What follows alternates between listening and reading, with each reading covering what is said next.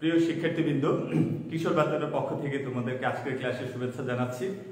আজকে আমি বরাবরের মতো প্রতি বৃহস্পতিবারে ফিনান্স, ব্যাংকিং ও বীমা প্রথম পত্র বিষয় নিয়ে তোমাদের সামনে হাজির হই। তো আমরা গত যে ক্লাসগুলো আমরা নিয়েছি সেখানে আমরা 3টি অধ্যায় কমপ্লিট করেছিলাম। লাস্ট অধ্যায়টি ছিল আমাদের অর্থের সময়মূল্য।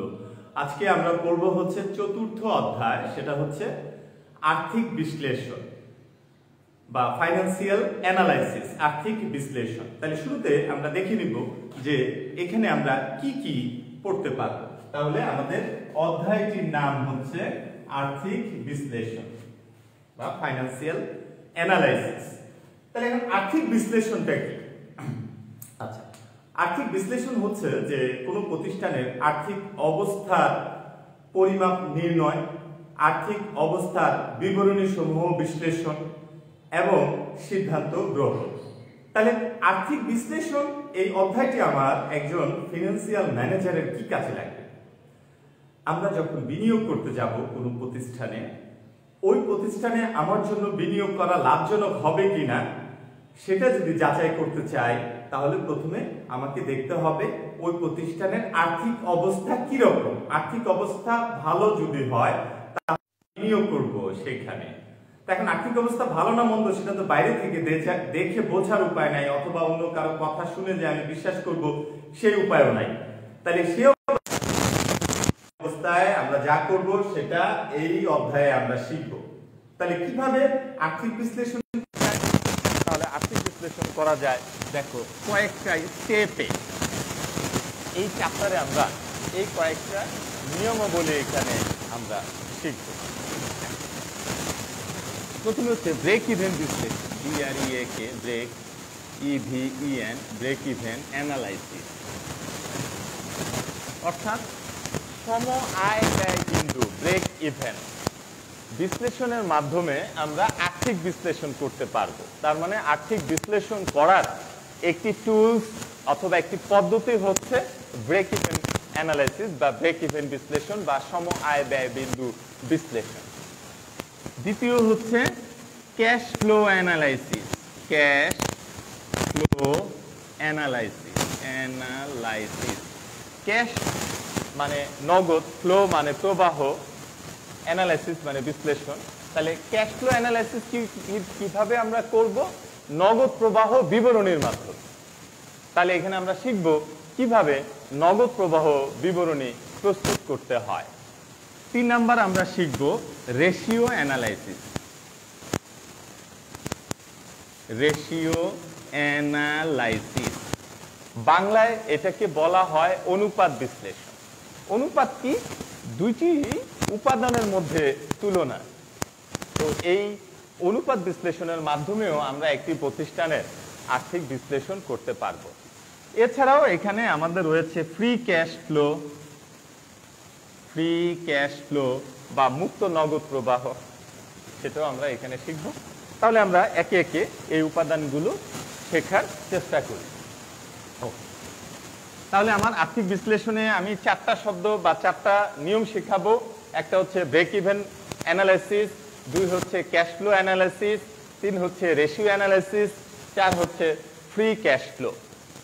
ব্রেক ইভেন অ্যানালাইসিসের বাংলা হচ্ছে সম আয় ব্যয় বিন্দু বিশ্লেষণ, ক্যাশ ফ্লো অ্যানালাইসিসের বাংলা হচ্ছে নগদ প্রবাহ বিবরণীর মাধ্যমে বিশ্লেষণ, রেশিও অ্যানালাইসিস হচ্ছে অনুপাত বিশ্লেষণ এবং ফ্রি ক্যাশ ফ্লো হচ্ছে মুক্ত নগদ প্রবাহ বা ফ্রি ক্যাশ ফ্লো মানে মুক্ত নগদ প্রবাহ। তাহলে আমরা এই আর্থিক বিশ্লেষণ অধ্যায়টি পড়তে গিয়ে আমাদের যে উপাদানগুলো রয়েছে সেগুলো আমরা এখন একটু শিখব। তাহলে প্রথমে আমরা শিখব BREAK, break even analysis, break even analysis. এটাকে আমরা এখন থেকে সংক্ষেপে বলবো BEP, মানে ব্রেক ইভেন পয়েন্ট।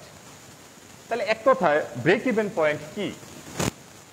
আমরা সহজভাবে বলতে পারি একটি প্রতিষ্ঠান কতটুকু পরিমাণ পণ্য উৎপাদন করলে তার মুনাফাও হবে না, ক্ষতিও হবে না, শুধুমাত্র মূলধন ফেরত আসবে, ওই পরিমাণ বিক্রয় এককে বলা হয় বা ওই পরিমাণ মোট বিক্রয়কে বলা হয় ব্রেক ইভেন পয়েন্ট। তাহলে ব্রেক ইভেন্টের মাধ্যমে আমরা জানতে পারছি যে কি পরিমাণ আয় করলে বা কি পরিমাণ বিক্রয় করলে আমার বিনিয়োগকৃত মূলধন ফেরত আসবে। তাহলে যে পরিমাণ বিক্রি করলে একটি প্রতিষ্ঠানের মূলধন ফেরত আসে কিন্তু মুনাফা বা ক্ষতি কোনোটি হয় না, ওই পরিমাণ বিক্রয়কেই বলা হয় ব্রেক ইভেন পয়েন্ট। সবাই কি ক্লিয়ার হয়েছে? আমরা আরো ক্লিয়ার হব, আমরা যখন আরেকটু অঙ্ক করব তখন আরো ক্লিয়ার হব। যেমন আমি যদি ব্রেক ইভেন পয়েন্ট বের করি একক ব্রেক ইভেন পয়েন্ট ইউনিট, তখন আমার একটি সূত্র ব্যবহার হবে ফিক্সড কস্ট ভাগ এসপি মাইনাস ভিসি। এখন এটাকে বাংলায়ও তুমি সূত্রটা লিখতে পারো, ফিক্সড কস্ট মানে হলো স্থির ব্যয়, সেলিং প্রাইস মানে একক প্রতি বিক্রয় মূল্য, একক প্রতি বিক্রয় মূল্য মাইনাস ভিসি মানে ভেরিয়েবল কস্ট, একক প্রতি পরিবর্তনশীল ব্যয়, একক প্রতি পরিবর্তনশীল ব্যয়, একক প্রতি বিক্রয় মূল্য, একক প্রতি পরিবর্তনশীল ব্যয়। তাহলে এখন এই বাংলা লিখতে একটু বড় হয়ে যায়, তো যার ফলে আমরা এখন থেকে এটা একটু সংক্ষেপে এইভাবে ব্যবহার করব, ফিক্সড কস্ট ভাগ এসপি মাইনাস ভিসি। এটা হচ্ছে ইউনিট। আর আমি যদি ব্রেক ইভেন পয়েন্ট টাকায় বের করি, এককের পরিবর্তে মোট টাকায়, তাহলে আমরা দুইভাবে বের করতে পারি। একটা হলো ব্রেক ইভেন পয়েন্ট ইউনিটকে প্রতি একক বিক্রয় মূল্য দ্বারা গুণ, মানে BEP unit into selling price, অথবা আরেকভাবেও বের করা যায় বিইপি টাকা ইকুয়াল টু ফিক্সড কস্ট উপরে আর নিচে হচ্ছে সিএম রেশিও, পার্সেন্টেজটা হচ্ছে রেশিও বা কন্ট্রিবিউশন অনুপাত। তাহলে এখন এখানে কয়েকটি শব্দ নতুন আসছে তোমাদের সামনে, এফসি, এই যে সিএম, এসপি, ভিসি। আগে আমার এই শব্দগুলো সবাইকে ক্লিয়ার হতে হবে, তাহলে আমার অঙ্ক করতে খুব সুবিধা হবে। তাহলে একটু মনোযোগ দাও, এখন খাতা কলম নিয়ে আমার সাথে বসে যাও, আমরা এই বিষয়গুলো একটু ব্যাখ্যা করি, তাহলে দেখবা যে ব্রেক ইভেন পয়েন্টের অঙ্ক কখনোই তোমার ভুল হবে না আশা করি। আচ্ছা, তাহলে প্রথমে ব্রেক ইভেন পয়েন্টের সূত্রগুলো আমরা একটু লিখলাম, শুধু ব্রেক ইভেন পয়েন্টের, আমরা অন্যদিকে আজকে আলোচনা যাব না, আজকে আলোচনা শুধু আমার ব্রেক ইভেন নিয়েই থাকবে। তাহলে ব্রেক ইভেন পয়েন্ট এককের একটি সূত্র, ব্রেক ইভেন পয়েন্ট টাকা, এটা হচ্ছে টাকা, টাকার এটা একটা সূত্র, অথবা এই ব্রেক ইভেন পয়েন্ট টাকার এটা আরেকটি সূত্র, অথবা। তাহলে একক বের করে তাকে প্রতি একক বিক্রয় মূল্য দিয়ে গুণ করলেও আমি ব্রেক ইভেন পয়েন্ট টাকা পাবো। আবার এখানে ব্রেক ইভেন পয়েন্ট টাকা, উপরে ফিক্সড কস্ট মানে স্থির ব্যয়, নিচে হচ্ছে সিএম রেশিও। তাহলে এখন আমরা কয়েকটি শব্দ পেলাম, দেখো এফসি, সিএম, এরকম। আমরা এই শব্দগুলোর এখন বিশ্লেষণ করব, আমরা একটু দেখি সবাই খুব মনোযোগ দিয়ে। তাহলে আমি সূত্রটা মুছলাম, আশা করি সূত্রটা তোমার খাতায় লেখা আছে। একটা প্রতিষ্ঠানের তোমার মোট ব্যয় আছে, তাই না? মোট ব্যয় বা টোটাল কস্ট আছে, এটাকে এখন থেকে আমরা টিসি বলবো। টিসি মানে টোটাল কস্ট, অর্থাৎ মোট ব্যয়। মোট ব্যয়ের মধ্যে আমরা দুই ধরনের ব্যয় আনবো। হ্যাঁ, একটা হচ্ছে যে টোটাল ভেরিয়েবল কস্ট, আর একটা হচ্ছে টোটাল ফিক্সড কস্ট। ফিক্সড কস্টটা আগে না, ভেরিয়েবল কস্টে লিখলাম। Okay, total variable cost, total fixed cost যোগ করলে হবে আমার টোটাল কস্ট। তাহলে এখন তোমার প্রশ্ন দাঁড়াচ্ছে যে টোটাল ভেরিয়েবল কস্ট এটা কি?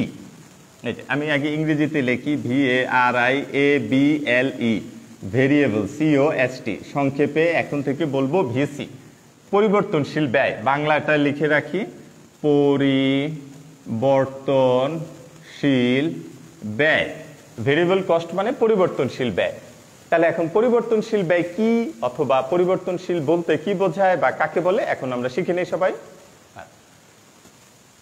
একটি প্রতিষ্ঠানের উৎপাদন বা বিক্রয়ের সাথে সাথে যে ব্যয় বৃদ্ধি পায় এবং উৎপাদন হ্রাস পাওয়ার সাথে সাথে যে ব্যয় হ্রাস পায়, তার মানে উৎপাদন হ্রাস বৃদ্ধির সাথে যে ব্যয় হ্রাস বৃদ্ধি পায় ওই ব্যয়কে বলা হয় পরিবর্তনশীল ব্যয়।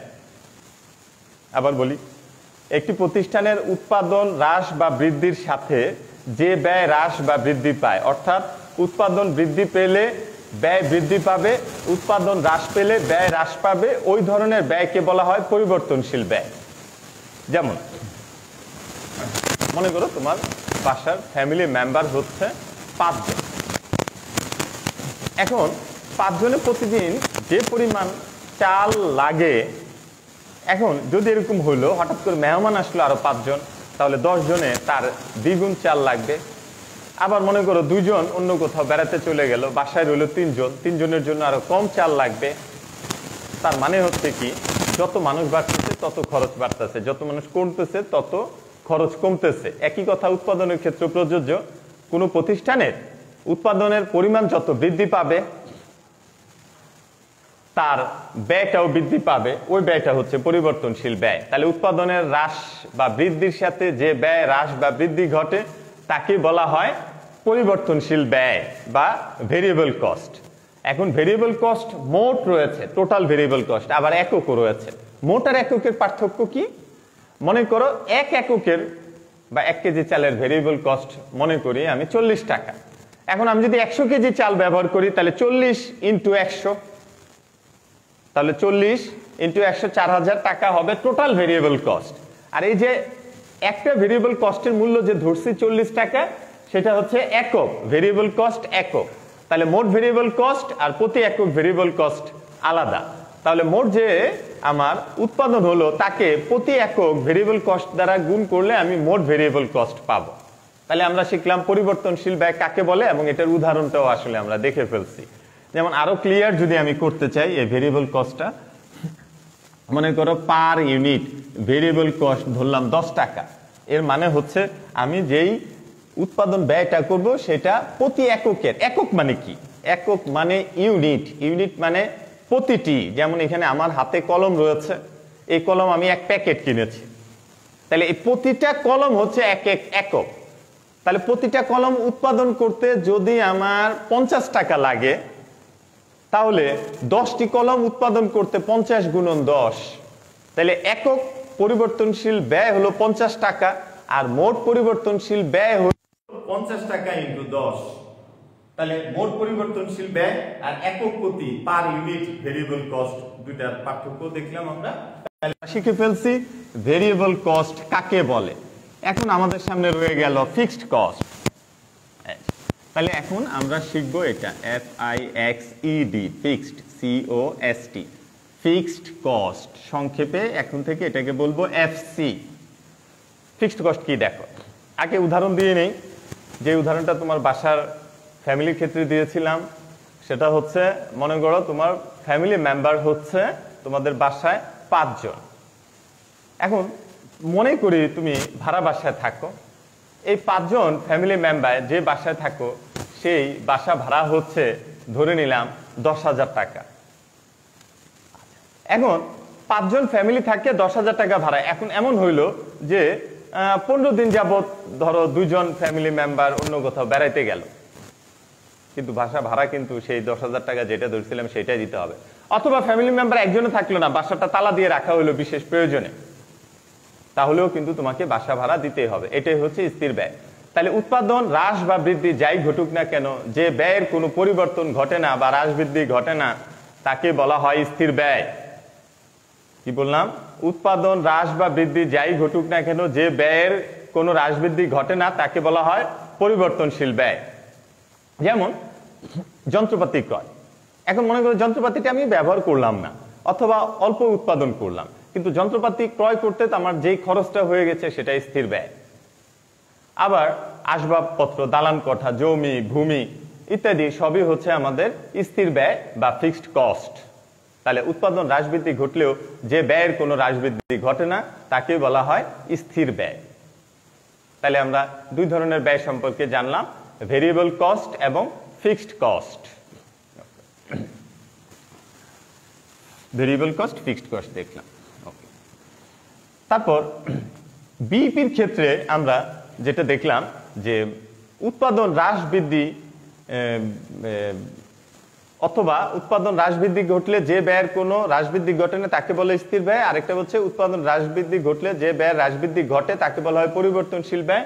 আর ব্রেক ইভেন পয়েন্ট হচ্ছে যে পরিমাণ বিক্রি করলে একটি প্রতিষ্ঠানের মুনাফা বা ক্ষতি কোনোটি হয় না, শুধু মূলধন ফেরত আসে, তাকে ব্রেক ইভেন পয়েন্ট বলে। এখন আমরা ব্রেক ইভেন পয়েন্টের একটি চিত্র দেখতে চাচ্ছি। এটা আমরা একটা চিত্র তৈরি করি। আমি মূলত একটু ফ্রি হ্যান্ডে আজকে একে দেখাচ্ছি, পরবর্তীতে একটা অঙ্ক নিয়ে তৈরি করাও দেখাবো। আজকে আমি শুধু এটাই দেখাই। দেখো, আমি ও এক্স একটি রেখা নিলাম, ও এক্স, ও ওয়াই এটা আরেকটি রেখা। ও ওয়াই মানে এই যে এখানে যে মূল বিন্দু রয়েছে ওই বিন্দুর নাম দিছি ও। ও ওয়াই রেখাকে দেখানো হয় ব্যয় সমূহ, অর্থাৎ ব্যয়ের যত মানে ব্যয় যত রয়েছে সেটা এই রেখায় দেখানো হয়। তারপর এই রেখায় দেখানো হয় তোমার বিক্রয় একক, বিক্রয় একক, এই রেখায় দেখানো হয় বিক্রয় একক। লেখাটা দেখা যায় কিনা, আচ্ছা আমি চিত্রটা আরেকটু উপরে তুলে ফেলি, তাইলে তোমাদের সুবিধা হবে দেখাইতে। হ্যাঁ, হয়তো ক্লিয়ার না দেখা গেলে,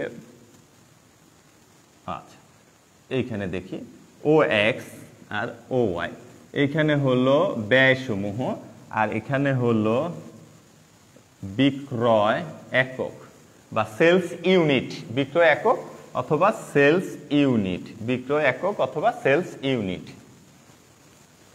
বিক্রয় একক অথবা সেলস ইউনিট। ওকে, তো এখন এই যে ও ওয়াই যেটা আমাদের ও ওয়াই সেটা হলো ব্যয়, ও এক্স হলো বিক্রয় একক।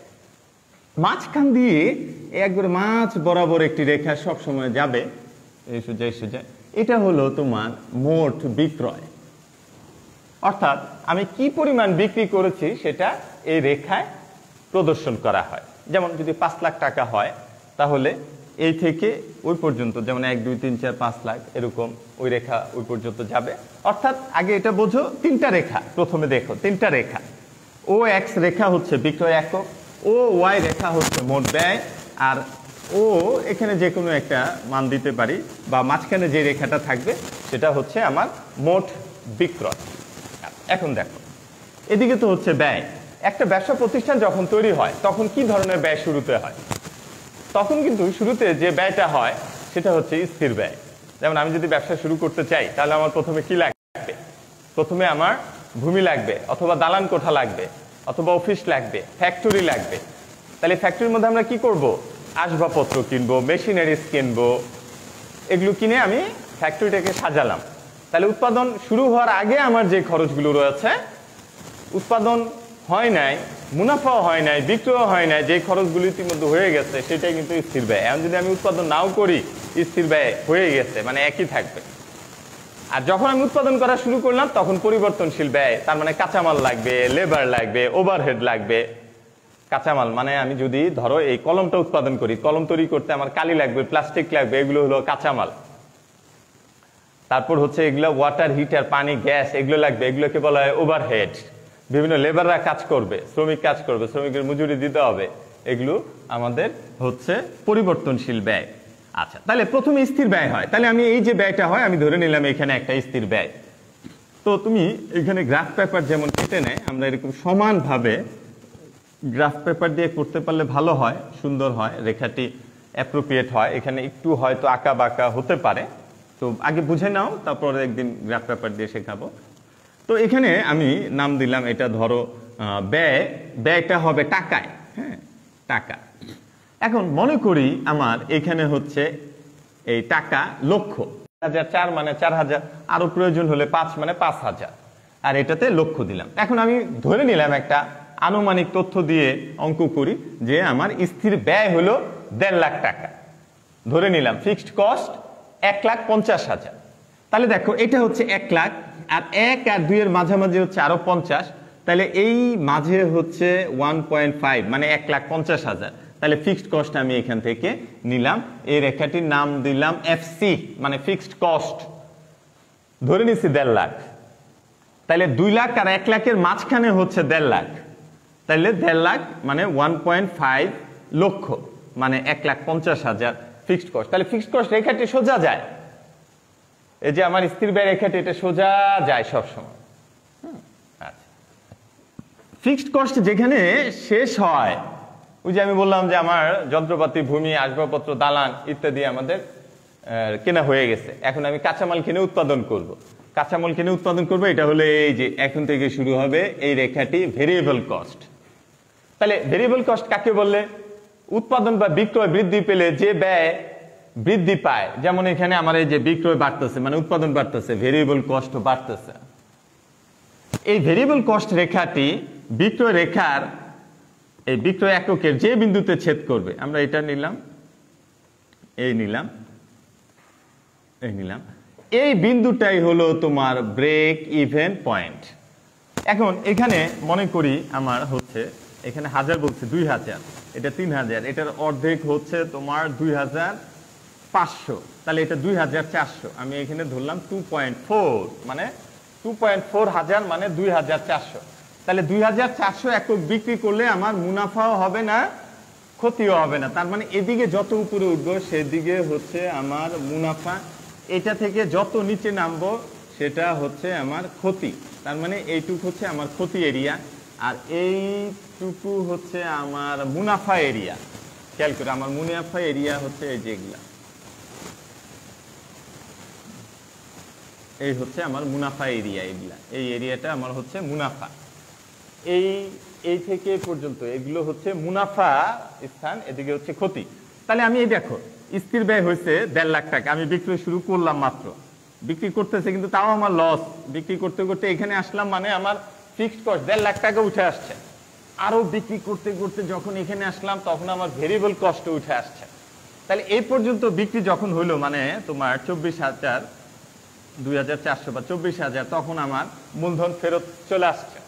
তাহলে এই পরিমাণ বিক্রয়কে বলা হয় ব্রেক ইভেন পয়েন্ট। তাহলে ব্রেক ইভেন পয়েন্টকে এক কথায় আমরা মূল্যাতে পারি না মুনাফা না ক্ষতি, এইরকম অবস্থাকে বলা হয় ব্রেক ইভেন পয়েন্ট।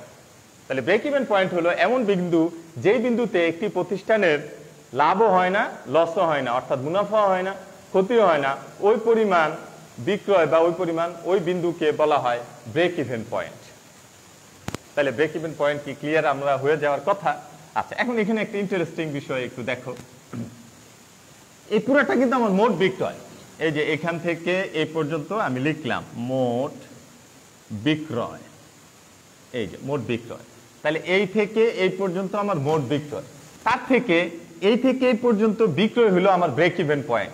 তাহলে মোট বিক্রয় থেকে ব্রেক ইভেন পয়েন্ট বিক্রয় যদি আমি বাদ দিই তাহলে যা থাকে মানে এই জায়গা থেকে এই জায়গা থাকে তার নাম হচ্ছে মার্জিন অফ সেফটি। তাহলে নতুন আরেকটি শব্দ পেলাম, মার্জিন অফ সেফটি, নিরাপত্তা প্রান্ত। তাহলে এটা হচ্ছে নিরাপত্তা প্রান্ত, নিরাপত্তা প্রান্ত, মার্জিন অফ সেফটি, এটাকে বলা হয় নিরাপত্তা প্রান্ত। তাহলে মার্জিন অফ সেফটি কাকে বলে? মার্জিন অফ সেফটি হলো মোট বিক্রয় থেকে ব্রেক ইভেন বিক্রয়ের পার্থক্যকে মার্জিন অফ সেফটি বলে। এই যে চিত্রের মাধ্যমে তো আমরা দেখতে পাচ্ছি, মোট বিক্রয় থেকে ব্রেক ইভেন বিক্রয় বাদ দিলে বাকি যে অংশটা তাকে বলা হয় মার্জিন অফ সেফটি অথবা নিরাপত্তা প্রান্ত, মার্জিন অফ সেফটি অথবা নিরাপত্তা প্রান্ত। তাহলে মার্জিন অফ সেফটি সূত্র পাইলাম মোট বিক্রয় মাইনাস ব্রেক ইভেন পয়েন্ট, তাহলে আমরা নিরাপত্তা প্রান্ত পেয়ে যাব। এটা কি আমরা সবাই ক্লিয়ার হয়েছে কিনা? আর আমরা আগামী ক্লাসেও নিবই, আগামী ক্লাসেও এটা পুরো অঙ্ক দিয়েও বোঝাবো, যার ফলে এখনো যাদের ঘাটতি রয়েছে আশা করি তারা শিখতে পারবা ভালো ইনশাল্লাহ। আচ্ছা, তাহলে দেখো একটা জিনিস, মোট বিক্রয়, আরো কয়েকটা কনসেপ্ট একটু শিখিয়ে দিই, আমাদের কিছু সময় আছে আর 5 মিনিট। মোট বিক্রয়, বিক্রয়ের মধ্যে কি কি থাকে খুব সহজ চিন্তা করতে হবে। মনে করি আমি এই কলমটা বাজার থেকে কিনেছি 60 টাকা। এখন এই কলমটা যে উৎপাদন করছে সে কি করছে?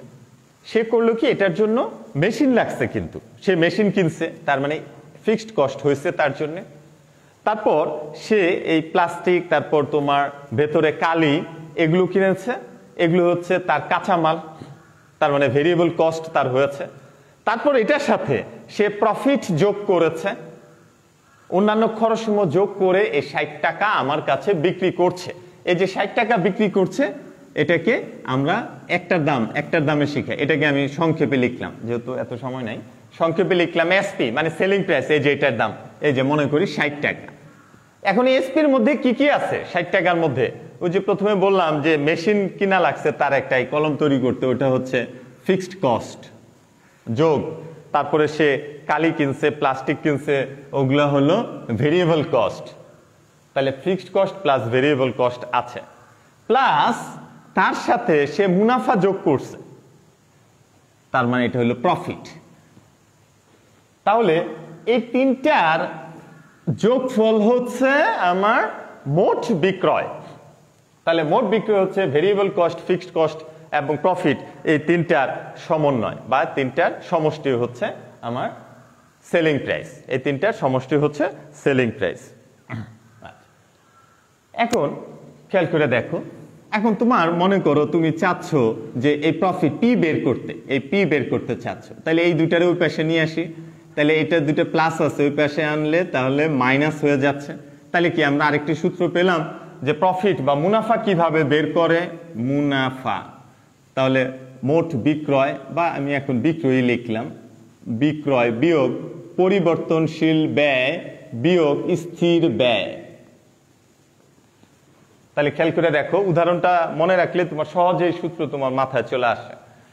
আবার তুমি মনে করো এটা বের করতে চাচ্ছ ভিসি, তাহলে কি করতে হবে, এই দুইটারে ওই পাশে নিতে হবে। তাহলে SP minus FC minus profit, তার মানে বিক্রয় থেকে স্থির ব্যয় ও মুনাফা বিয়োগ দিলে ভেরিয়েবল কস্ট পাবা। আচ্ছা, তাহলে প্রফিট পাইলা, ভেরিয়েবল কস্ট পাইলা। আচ্ছা, তারপর তুমি যদি ফিক্সড কস্ট বের করতে চাও, FC fixed cost, fixed cost যদি বের করতে চাও তাহলে বিক্রয় থেকে বিয়োগ দিবা ভেরিয়েবল কস্ট বিয়োগ দিবা প্রফিট, তাহলে তোমার ফিক্সড কস্ট চলে আসবে। তাহলে শিক্ষার্থী বন্ধুরা দেখো কত ইজি আসলে বিষয়টা। এটা জাস্ট কিছু প্র্যাকটিক্যাল উদাহরণ যদি তোমার মাথায় থাকে তাহলে তোমার জন্য এটা খুব চমৎকারভাবে আশা করি বুঝতে পারবে। তাহলে ব্রেক ইভেন পয়েন্ট এর মধ্যেই কিন্তু এগুলো অন্তর্ভুক্ত, এগুলো আমার বের করা শেখা দরকার। এখন আরেকটা শব্দ আমরা শিখছিলাম, দেখো সূত্রের মধ্যে সিএম, এই শব্দটা একটু ব্যাখ্যা দিয়ে দিই। সিতে কন্ট্রিবিউশন, কন্ট্রিবিউশন, এমতে মার্জিন, কন্ট্রিবিউশন মার্জিন। হ্যাঁ, সিতে কন্ট্রিবিউশন, এমতে মার্জিন। কন্ট্রিবিউশনের বাংলা হচ্ছে অবদান। কন্ট্রিবিউশন মার্জিন আসলে অবদান বলা হয়, হ্যাঁ, কন্ট্রিবিউশন মার্জিন। আচ্ছা, তাহলে এখন এই কন্ট্রিবিউশন মার্জিন কি দেখো, সেলস থেকে ভেরিয়েবল কস্টের বিয়োগফল এর পার্থক্য হচ্ছে কন্ট্রিবিউশন মার্জিন। তাহলে কন্ট্রিবিউশন মার্জিন কাকে বলে, বিক্রয় থেকে পরিবর্তনশীল ব্যয়ের পার্থক্যকে বলা হয় কন্ট্রিবিউশন মার্জিন। আবার বিক্রয় থেকে পরিবর্তনশীল ব্যয়ের পার্থক্যকে বলা হয় কন্ট্রিবিউশন মার্জিন। এখন আমি যদি এটার অনুপাত বের করতে চাই, অনুপাত মানে যে রেশিও বা পার্সেন্টেজ, খেয়াল রাখবা এক কথায় যার অনুপাত বের করব সে উপরে আর মোট বিক্রয় নিচে, এই যে হয়ে গেছে। তাহলে সিএম রেশিও, উপরে সিএম নিচে বিক্রয় বা সেলস ইনটু 100। এখন যে কোনো প্রফিট রেশিও যদি তুমি বের করতে চাও, উপরে প্রফিট নিচে সেলস ইনটু 100। অথবা ভেরিয়েবল কস্ট রেশিও যদি তুমি চাও তাহলে উপরে ভেরিয়েবল কস্ট নিচে সেলস ইনটু 100। এক কথায় আমরা যদি এইভাবে মনে রাখি, মোট বিক্রয়ের মধ্যে যা যা অন্তর্ভুক্ত তার যে কোনোটি রেশিও যদি আমরা বের করতে চাই, যার রেশিও বের করব সে চলে যাবে উপরে, আর যার রেশিও বের করব সে যার মধ্যে রয়েছে সে যাবে নিচে। যেমন প্রফিট রেশিও, তাহলে যার রেশিও বের করব প্রফিট, প্রফিট চলে যাবে উপরে, আর প্রফিট যার মধ্যে অন্তর্ভুক্ত অর্থাৎ বিক্রয়ের মধ্যে অন্তর্ভুক্ত, বিক্রয় চলে যাবে নিচে। তাহলে এটা যদি আমরা বুঝতে পারি, অতএব contribution margin ratio, fixed cost ratio, variable cost ratio, break even ratio আমরা বের করতে পারবো আসলে। তাহলে ব্রেক ইভেনের আরেকটা সূত্র যদি তুমি দেখতে চাও, এই যে দেখো, total sales minus margin of safety. এটা কোথা থেকে এসেছে, ওই চিত্রটা থেকে, অর্থাৎ আমরা যে চিত্রটা দেখেছিলাম, এই যে এটা ফিক্সড কস্ট, ভেরিয়েবল কস্ট, এই যে ব্রেক ইভেন পয়েন্ট, এটা ব্রেক ইভেন পয়েন্ট। তাহলে এই থেকে এই হচ্ছে টোটাল সেলস, এই এখানে হচ্ছে ব্রেক ইভেনের অংশ, এই পয়েন্টটা বিন্দুটা ব্রেক ইভেন বিন্দু, এর উপর হচ্ছে প্রফিট বা মার্জিন অফ সেফটি। তাহলে আমি এই টোটাল সেলস থেকে এই মার্জিন অফ সেফটি একটু যদি আমরা বিয়োগ দিই, তাহলে এইটুকু আমি পাবো ব্রেক ইভেন পয়েন্ট। এটা কিন্তু লস এরিয়া, আর এই বিন্দুটা হলো আমার ব্রেক ইভেন পয়েন্ট। তাহলে এই জায়গাটা হচ্ছে মার্জিন অফ সেফটি। তাহলে মোট বিক্রয় থেকে ব্রেক ইভেন পয়েন্ট মানে লসের এই অংশটা বাদ দিলে পাবো আমি মার্জিন অফ সেফটি। তাহলে আমি যদি মার্জিন অফ সেফটি বিয়োগ দিই তাহলে আবার পেয়ে যাবো ব্রেক ইভেন পয়েন্ট। তাহলে এটাও একটা ব্রেক ইভেন পয়েন্টের সূত্র। তাহলে আমরা যেটা দিয়ে শেষ করব সেটা হলো break even point unit equal to fixed cost ভাগ এসপি মাইনাস বেসি অথবা ফিক্সড কস্ট ভাগ সিএম ইউনিট। এই এসপি সেলস মাইনাস ভেরিয়েবল কস্টকে বলা হয় কন্ট্রিবিউশন মার্জিন। তারপর আমরা আবার করব ব্রেক ইভেন পয়েন্ট টাকা, এখানে যে ইউনিটটা বের হবে ব্রেক ইভেন ইউনিট কিন্তু তাকে এই সেলিং প্রাইস এটা দিয়ে গুণ, এটা যে রেজাল্টটা বেরোবে সেটাকে এসপি দ্বারা গুণ, অথবা ব্রেক ইভেন পয়েন্ট টাকা ইকুয়াল টু উপরে ফিক্সড কস্ট নিচে সিএম রেশিও, এটা দিয়েও বের করা যাবে ব্রেক ইভেন পয়েন্ট টাকা। তো শিক্ষার্থী বন্ধুরা, আজকে আর্থিক বিশ্লেষণ অধ্যায়ের প্রথম অংশ নিয়ে আমরা আলোচনা করলাম, সেটা হচ্ছে ব্রেক ইভেন পয়েন্ট। আগামী ক্লাসে ব্রেক ইভেন পয়েন্টের ইনশাআল্লাহ অঙ্ক করব এবং পরবর্তী অংশগুলো তোমাদের স্টেপ বাই স্টেপ ক্লাসে আলোচনা করে দেব। আশা করি তোমাদের সমস্যা হবে না। তো আগামী ক্লাস দেখার আমন্ত্রণ রইল। সে পর্যন্ত সবাই সুস্থ থাকো, ভালো থাকো এবং আমার সাথে যারা রয়েছিল তাদেরকে আমার অন্তরের অন্তঃস্থল থেকে ধন্যবাদ জানাচ্ছি। সবার জন্য শুভকামনা। ধন্যবাদ এবং আসসালামু আলাইকুম।